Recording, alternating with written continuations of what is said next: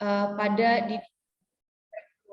Nah, memang ketika setiap orang tua itu memberikan peraturan atau batasan-batasan, itu memang tidak menyenangkan untuk anak-anak gitu.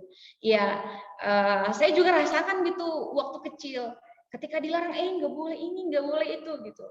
Itu memang tidak mengenakan gitu untuk diri saya sendiri. Serasa benar-benar dijaga betul, jangan sampai begini-begini, karena memang orang tua saya itu punya kecemasan yang tinggi gitu terhadap kami anak-anaknya gitu. Nah, jadi memang risiko itu yang dialami anak-anak itu jangan sampai gitu jadi anak-anak jangan sampai mengalami risiko hal-hal yang buruk gitu, yang gimana membuat anak itu merasa jangan sampai anak-anak itu inilah rusak atau segala macam. Nah, itu yang hendak dilakukan orang tua gitu dengan peraturan yang dia berikan supaya anak-anak itu menjadi tertib dan tingkah lakunya itu terkendali gitu. Nah, bagaimana caranya? Yaitu dengan cara pendisiplinan yang tegas gitu, tetapi tetap berlandaskan kasih. Jadi bagaimanapun itu tetap harus berlandaskan kasih. Jadi orang tua itu harus tegas. Nah, tegas itu bukan identik dengan kemarahan, emosi yang meluap-luap gitu, atau berkata kasar, penganiayaan atau kekerasan kepada anak-anak. Tidak, itu sama sekali bukan tegas. Tetapi ketegasan itu sendiri adalah bagaimana orang tua menekankan kedisiplinan kepada anak dalam pengambilan keputusan gitu. Nah, jadi tegas itu adalah menekankan kedisiplinan gitu. Peraturan ya tetap peraturan, jangan sampai dilanggar gitu. Nah, bukan dengan marah-marah atau mukul anak gitu, bukan ya. Nah, di samping itu juga orang tua itu harus perlu gitu memahami perkembangan anaknya gitu. Karena seorang anak yang belum dewasa itu pada umumnya itu mereka tidak tahu gitu, itu benar apa tidak gitu, itu salah atau itu benar-benar gitu yang harus dilakukan. Mereka itu tidak tahu gitu karena secara mental mereka itu belum mampu gitu memberikan penilaian terhadap orang lain.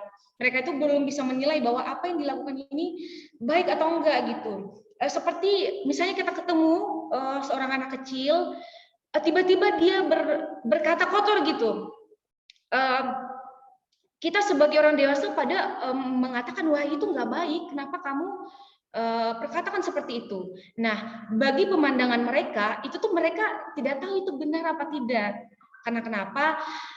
Karena anak-anak itu pada umumnya itu ya meniru gitu. Nah, jadi tetapi cara anak-anak itu dalam memberikan penilaian itu nanti akan berkembang gitu ketika mereka telah dewasa. Mungkin pas anak-anak mereka itu tidak mampu untuk memberikan penilaian gitu. Tapi ketika mereka sudah beranjak dewasa gitu, mereka akan bisa gitu dan akan berkembang sehingga mereka tahu mana yang baik atau yang benar-benar tidak baik gitu. Nah, jadi yang dilakukan anak-anak itu sebenarnya mereka itu bukan kurang cerdas gitu, karena ya mungkin kita menganggap karena anak-anak ini nggak cerdas apa gimana gitu ya, sehingga mereka itu tidak tahu ya ini baik atau enggak gitu. Bukan, tapi karena anak-anak itu memang masih memakai sudut pandangnya mereka dengan pemikirannya mereka gitu. Jadi mereka tidak tahu itu benar apa tidak. Nah, itu terus orang tua itu juga harus menyadari bahwa sebenarnya setiap anak-anak itu mereka itu terbiasa itu memang melawan otoritas dari orang tua. Mereka suka melawan, tidak setuju dengan peraturan orang tua, padahal sebenarnya itu adalah yang baik untuk mereka sendiri. Tapi di situ lagi tetap kita tegas kepada mereka, tetap melakukan pendisiplinan gitu, karena memang orang tua lah gitu yang bertanggung jawab untuk kedisiplinan anak-anak. Nah, jadi saya juga baca gitu bahwa yang perlu kita ingat sebagai orang tua lah memang yang bertanggung jawab untuk mendidik anak-anak, bukan para ahli yang pengenalannya terhadap anak itu sangat terbatas gitu. Nah, jadi memang orang tua lah gitu yang mampu mendidik yang sangat efektif untuk mendidik seorang anak gitu. Nah, yang kedua itu adalah menegakkan disiplin sejak dini. Nah, pentingnya untuk menegakkan kedisiplinan sejak dini itu supaya sejak kecil itu mereka sudah terbiasa dengan menjalani hidupnya yang tertib, ya tidak berantakan. Itu gunanya pendisiplinan supaya anak-anak itu hidupnya terarah gitu. Nah, di sini juga menurut Alkitab sikap hidup disiplin itu sejak dini itu akan membuat anak-anak itu terpuji gitu pada masa tuanya. Bisa kita lihat pada Amsal 22 ayat 6, di situ dikatakan, didiklah orang muda menurut jalan yang patut baginya, maka pada masa tuanya ia tidak akan menyimpang dari jalan yang nanti saya lupa ininya. Jadi nanti teman-teman bisa cek sendiri gitu. Supaya pokoknya intinya tidak menyimpang dari jalan yang tidak baik gitu. Nah, jadi memang didikan sejak kecil itu sangat penting gitu. Jadi kalau kita salah-salah gitu ya mendidik anak-anak, itu kan berpengaruh besar gitu ketika dia sudah dewasa nanti.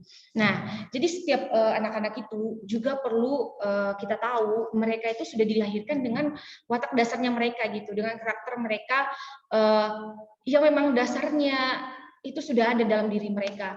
Mungkin kita banyak menemui anak-anak ada yang penurut, ada memang yang diem, kalem gitu, ada yang tidak bisa tenang, atau ada yang keras kepala, ada yang mau diajak bekerja sama, ada yang tidak, ada yang bisa dikendalikan, dan banyak sekali kita temukan bahwa anak-anak itu mempunyai karakter mereka gitu. Nah, tapi untuk mengontrol itu semua, yaitu diadakan dengan pendisiplinan gitu, agar tidak merugikan gitu ya tingkah laku seperti itu untuk kedepannya. Nah, jadi anak itu perlu penanganan yang khusus dan berbeda. Nah, jadi setiap karakter anak itu kita sebagai orang tua itu harus punya penanganan yang berbeda-beda. Jangan disamain gitu. Yang penurut sama yang tidak penurut disamain penanganannya, tidak, itu berbeda. Nah, jadi mungkin kadang juga orang tua itu kadang bertanya-tanya gitu loh, saya udah didik dia begini-begini, tapi kenapa sih masih belum bisa tertib, masih tidak bisa dikasih tahu gitu. Nah, yang menjadi salah satunya itu, menjadi penyebabnya itu adalah kenapa sih anak-anak itu sukar ditertibkan gitu? Karena orang tua sendiri itu telat membentuk karakter anak gitu. Sehingga semakin besar anak-anak akan tetap dengan kelakuan itu gitu, dengan karakter yang mereka punya yang menurut kita orang tua itu tidak baik. Nah, maka dari kecil sejak dini itu memang harus dikendalikan gitu. Orang tua memang kalau udah dewasa itu kita bisa mengontrol gitu ya diri kita, tetapi anak-anak belum. Maka dari itu dari kecil memang harus dilatih gitu. Nah, yang ketiga itu adalah pembentukan karakter.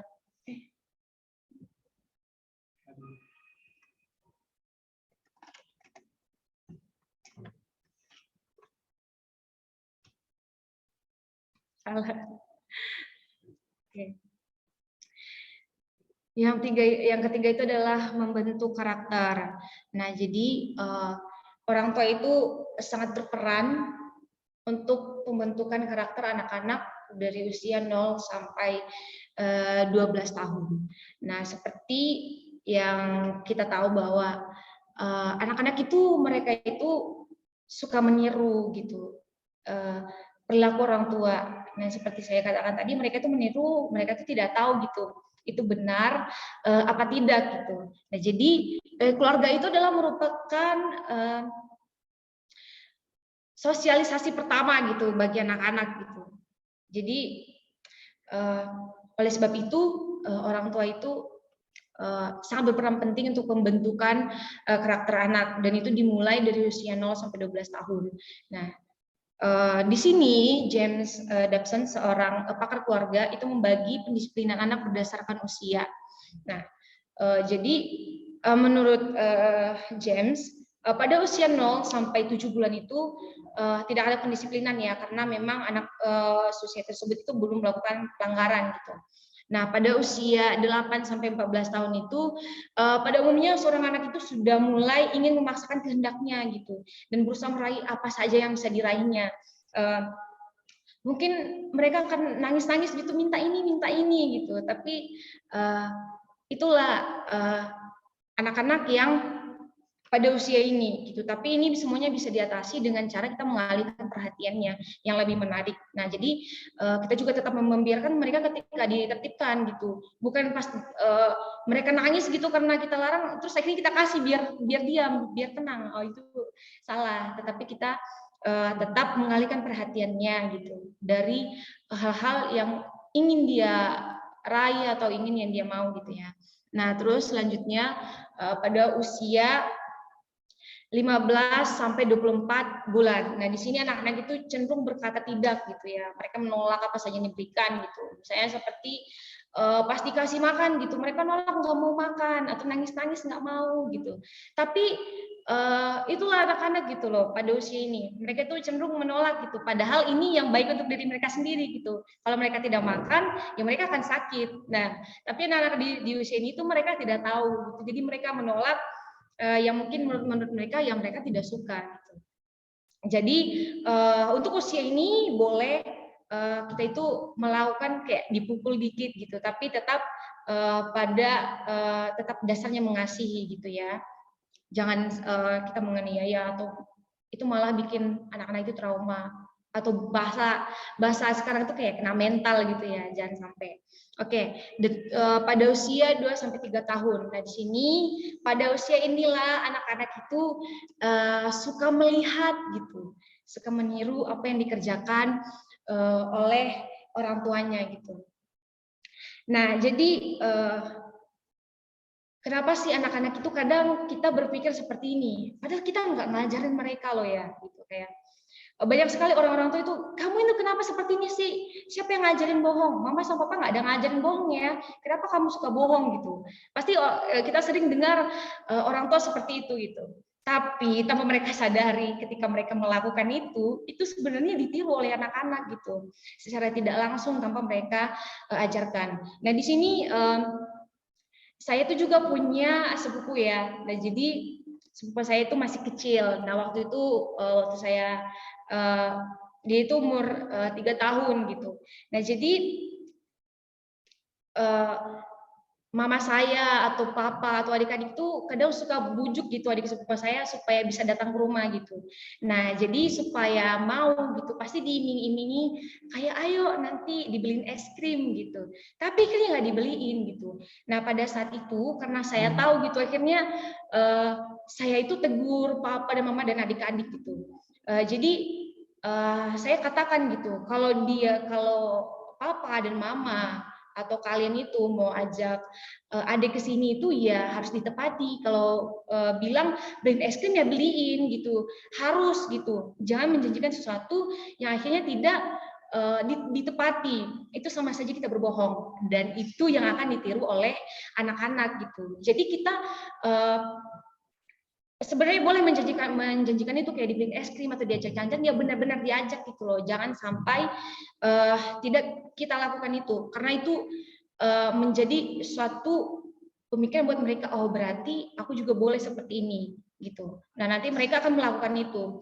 Dan juga dengan hal itu mereka tidak percaya lagi dengan kita gitu loh. Misalnya ketika ayo ke rumah nanti dibeliin es krim. Nah, kalau kita tidak beli itu pasti mereka tidak percaya lagi dengan kita ketika kita bujuk lagi gitu untuk melakukan hal itu. Oke, baiklah. selanjutnya itu memukul memukul karena mengasihi. Nah, mungkin setiap orang tua itu punya caranya masing-masing untuk mendisiplinkan anak-anak ya. Yang pertama itu adalah dengan cara memukul anak gitu. Di sini bukan berarti kita itu seperti tadi ya memukulnya dengan kasar atau penganiayaan gitu, bukan, tetapi dengan berdasarkan kasih. Misalnya seperti contoh, misalnya anak-anak gitu ya mendekati stop kontak gitu, ketika itu dia kayak memegang kabel gitu, pasti respon orang tua pertama kali itu pasti memukul tangannya gitu kan, karena jangan sampai gitu nanti anak-anak itu bisa tersentrum. Nah itu yang menjadi maksud di sini gitu. Nah yang berikutnya itu adalah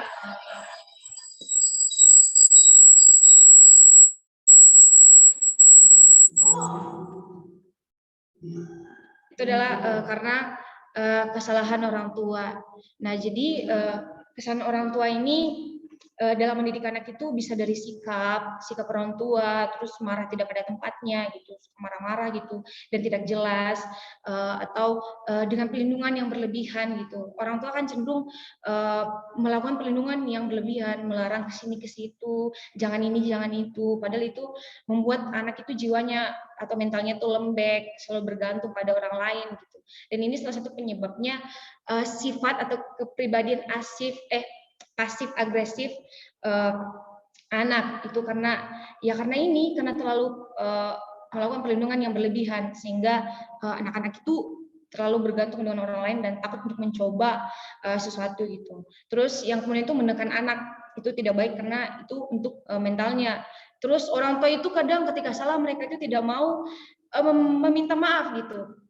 Padahal itu salah, karena kenapa orang tua itu harus mengakui kesalahannya supaya anak-anak juga tidak menjadi anak-anak itu tidak dendam gitu loh, dan juga mereka juga akan melakukan itu ketika salah, mereka akan minta maaf gitu. Ya. Nah itu. Oke, terima kasih Saluju. Tepuk tangan untuk Saluju. Tuhan berkati.